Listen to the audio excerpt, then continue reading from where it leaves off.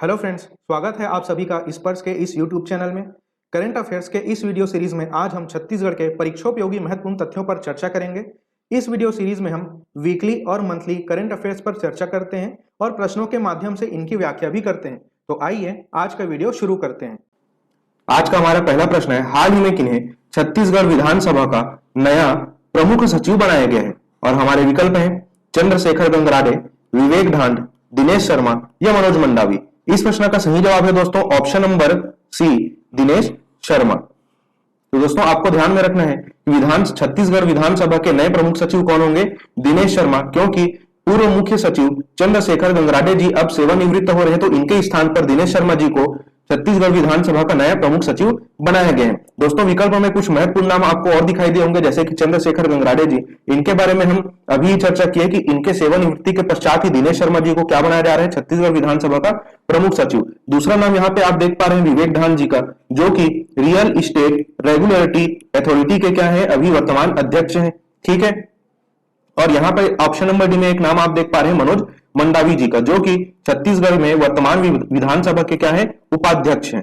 Clear है? बढ़ते हैं अगले प्रश्न की ओर।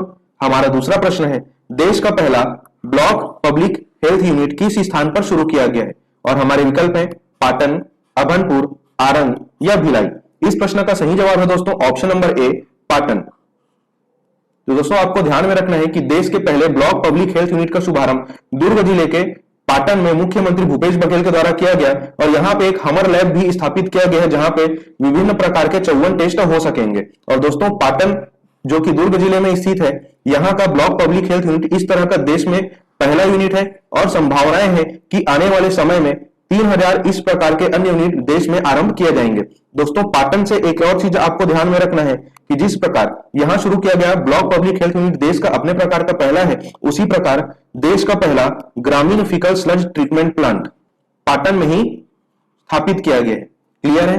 बढ़ते हैं अगले प्रश्न की ओर। हमारा तीसरा प्रश्न है, छत्तीसगढ़ के किस कलाकार को champions of change Madhya Pradesh सम्मान दिया जाएगा? और इस प्रश्न के लिए हमारे विकल्प हैं दिलीप षडंगी, तीजन बाई, रितु वर्मा या अनुज शर्मा। इस प्रश्न का सही जवाब है दोस्तों option number B, Teejan Bai. तो दोस्तों तीजन बाई जी का नाम आप सभी अवश्य जानते होंगे। इन्हें ही champions of change Madhya Pradesh सम्मान 12 अप्रैल को मध्य प्रदेश में दिया जाएगा। तीजन बाई को यह सम्मान मध्य प्रदेश के ग्रामीण क्षेत्र में सामाजिक योगदान के लिए दिया जा रहा है। दोस्तों तीजन बाई के बारे में अगर हम बात करें तो तीजन बाई देश और विश्व की बहुत ही प्रख्यात पंडवानी गायिका है, और पंडवानी में दो गायन शैली होती है, एक होती है वेदमती शैली और दूसरी होती है कापालिक शैली। तो तीजन बाई जी कापालिक शैली की पंडवानी कलाकार हैं। इनसे संबंधित और महत्वपूर्ण तथ्यों की अगर हम चर्चा करें तो आपको ध्यान में रखना है कि तीजन बाई जी छत्तीसगढ़ की एकमात्र विभूति हैं जिन्हें अब तक 3 पद्म पुरस्कार प्राप्त हो चुके हैं। ठीक है, तो 3 पद्म पुरस्कार कब कब इन्हें मिला इसकी हम चर्चा कर लेते हैं। तो सर्वप्रथम इन्हें दिया गया था वर्ष 1988 में पद्मश्री, उसके बाद वर्ष 2003 में इन्हें पद्म भूषण से नवाजा गया, और कुछ वर्षों पहले 2019 में तीजन बाई जी को पद्म विभूषण से सम्मानित किया जा चुका है। ठीक है, तो ये पुरस्कार इन्हें किस वर्ष में प्राप्त हुए हैं ये बिल्कुल आपको ध्यान में रखना है। ये तथ्य आज भी परीक्षाओं में बार बार पूछे जाते हैं। ठीक है, और इसमें कोई संदेह नहीं कि ये तीनों पद्म पुरस्कार इन्हें कला के क्षेत्र में उल्लेखनीय योगदान के लिए दिया गया है। क्लियर है? बढ़ते हैं अगले प्रश्न की ओर। हमारा चौथा प्रश्न है, हाल ही में बस्तर संभाग के किस जिले को केंद्र सरकार द्वारा अति नक्सल प्रभावित जिलों की सूची से बाहर किया गया है? और हमारे विकल्प है बीजापुर, सुकमा, दंतेवाड़ा या कोंडागांव। इस प्रश्न का सही जवाब है दोस्तों ऑप्शन नंबर डी, कोंडागांव। तो दोस्तों आपको ध्यान में रखना है कि अति नक्सल प्रभावित सूची से कोंडागांव को बाहर कर दिया गया है केंद्र सरकार के द्वारा, और कोंडागांव बस्तर संभाग का पहला जिला है जिसे केंद्र सरकार के द्वारा अब अति नक्सल प्रभावित सूची से बाहर किया गया है। कोंडागांव जिले की अगर हम बात करें तो इसका निर्माण वर्ष 2012 में हुआ था, और वर्ष 2017 से यहाँ पे नक्सली गतिविधियां चल रही थी, लेकिन पिछले कुछ वर्षों में यहाँ पे नक्सली गतिविधियां नहीं देखी गई है, इसलिए केंद्र सरकार के द्वारा इसे अति नक्सल प्रभावित जिलों की सूची से बाहर कर दिया गया है। दोस्तों केंद्र सरकार ने यह भी बताया है कि कोंडागांव जिले को भले ही अति नक्सल प्रभावित सूची से बाहर किया गया है, लेकिन सरकार के अनुसार छत्तीसगढ़ में अभी भी 14 जिले नक्सल प्रभावित जिलों में शामिल रहेंगे, और इन 14 जिलों में से बस्तर संभाग के 6 जिले ऐसे हैं जिसे अति नक्सल प्रभावित जिले यानी लेफ्ट विंग एक्सट्रीमिस्ट की सूची में रखा गया है। तो दोस्तों छत्तीसगढ़ के 14 जिले कौन कौन से हैं इसके बारे में हम चर्चा करेंगे। तो बस्तर संभाग के सभी 7 जिले इसमें आ जाएंगे, यानी बस्तर, कांकेर, कोंडागांव, बीजापुर, सुकमा, दंतेवाड़ा और नारायणपुर। ठीक है, इसके अलावा बलरामपुर, धमतरी, गरियाबंद, राजनांदगांव, महासमुंद, कबीरधाम और मुंगेली। इन 14 जिलों का नाम आपको ध्यान में रखना है। ठीक है, अब कोंडागांव को अति नक्सल प्रभावित सूची से बाहर तो किया गया है, लेकिन कोंडागांव अभी भी SRE जिले यानी सिक्योरिटी रिलेटेड एक्सपेंडिचर वाले जिले में शामिल किया गया है। तो आपको ध्यान में रखना है कि छत्तीसगढ़ के 3 जिले ऐसे हैं जो अभी वर्तमान स्थिति में सिक्योरिटी रिलेटेड एक्सपेंडिचर वाले जिले में शामिल है, और ये जिले हैं मुंगेली, कबीरधाम और तीसरा जिला बना है कोंडागांव। आपको ध्यान में रखना है कि मुंगेली जो है पिछले वर्ष ही शामिल हुआ था और बालोद को पिछले वर्ष इस सूची से बाहर किया गया था। तो यह ध्यान में रखना है कि मुंगेली पिछले वर्ष शामिल हुआ था और उसी समय बालोद को इस सूची से यानी SRE जिलों की सूची से बाहर किया गया था। ठीक है, बढ़ते हैं अगले प्रश्न की ओर।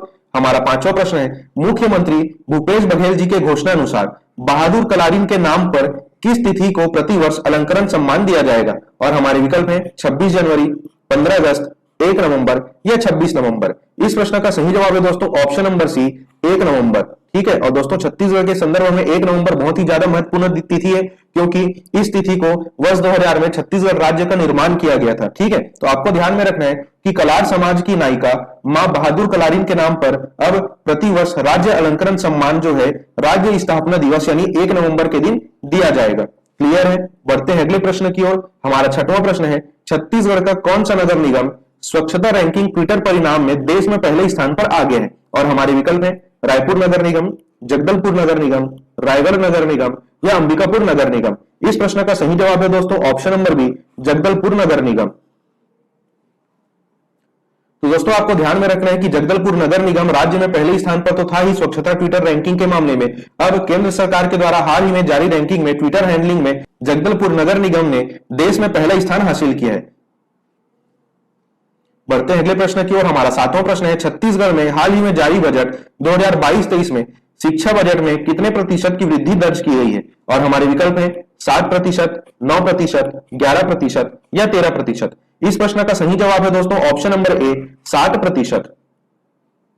तो दोस्तों आपको ध्यान में रखना है कि पिछले वित्तीय वर्ष में जो बजट पेश किया गया था उसके आधार पे हाल ही में जो वित्तीय वर्ष का बजट पेश किया गया है उसमें शिक्षा बजट में छत्तीसगढ़ राज्य में 60% की वृद्धि दर्ज की गई है। दोस्तों आज शिक्षा बजट में वृद्धि के मामले में जब राज्यों की रैंकिंग जारी की गई तो छत्तीसगढ़ जो है देश का 7वां स्थान था जहां पे सर्वाधिक वृद्धि दर्ज की गई है। और अगर हम यह बात करें कि सर्वाधिक वृद्धि किस राज्य में दर्ज की गई है तो मध्य प्रदेश में 20% की वृद्धि दर्ज की गई है शिक्षा बजट में। तो ये सभी तथ्य आपको ध्यान में रखने हैं। बढ़ते हैं अगले प्रश्न की ओर। हमारा 8वां प्रश्न है, छत्तीसगढ़ के भावेश सारंग निम्न में से किस खेल से संबंधित है? और हमारे विकल्प हैं कबड्डी, क्रिकेट, भारोत्तोलन या खो खो। इस प्रश्न का सही जवाब है दोस्तों ऑप्शन नंबर सी, भारोत्तोलन यानी वेट लिफ्टिंग। तो छत्तीसगढ़ के भावेश सारंग का नाम आपको अवश्य ही ध्यान में रखना है कि ये वेट लिफ्टिंग यानी भारोत्तोलन खेल से संबंधित है।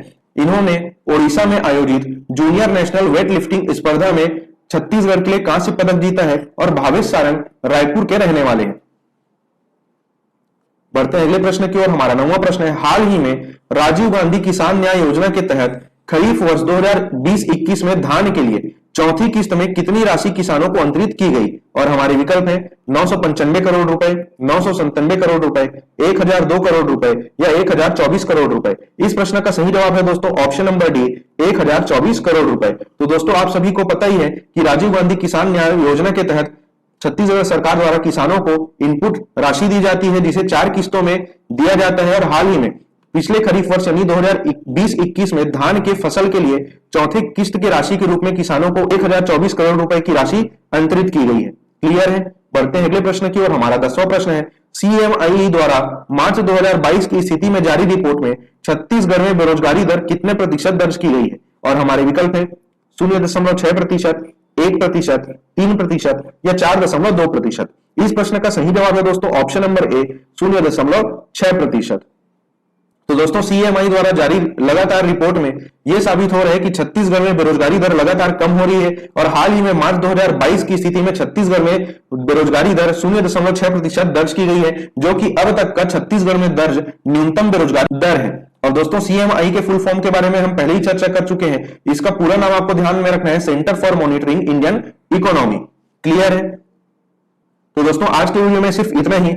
इस पूरे वीडियो का निःशुल्क PDF प्राप्त करने के लिए आप हमारे टेलीग्राम ग्रुप में ज्वाइन हो जाइए। वहां से आप रोजाना अखबारों के माध्यम से करंट अफेयर का अध्ययन भी कर सकते हैं। और अगर आपको पीडीएफ पढ़ने के साथ में टेस्ट भी दिलाना है जो कि बिल्कुल निःशुल्क है, और वो टेस्ट हर महीने की 5 तारीख को आयोजित किया जाता है, जिसमें पिछले माह के बहुत ही महत्वपूर्ण करंट अफेयर्स के प्रश्नों को पूछा जाता है। ठीक है, और यह टेस्ट दिलाने के लिए आप डिस्क्रिप्शन में दिए गए लिंक से हमारा एप्लीकेशन स्पर्श पीसी एजुकेशन डाउनलोड कीजिए। उसके स्टोर सेक्शन में आपको free current affair test series दिखाई देगा, उस कोर्स को आप ज्वाइन कर लीजिएगा। वहां पे आपको ये सभी वीडियो प्राप्त होंगे, इसका पीडीएफ निःशुल्क मिलेगा और हर महीने की 5 तारीख को आप इसका टेस्ट भी अटेम्प्ट कर सकेंगे। क्लियर है? तो दोस्तों, अगले वीडियो में मैं आपसे मिलूंगा अगले सप्ताह के छत्तीसगढ़ की करंट अफेयर्स की नई वीडियो के साथ। तो इंतजार कीजिए हमारी अगली वीडियो का। इस वीडियो को अंत तक देखने के लिए आपका धन्यवाद।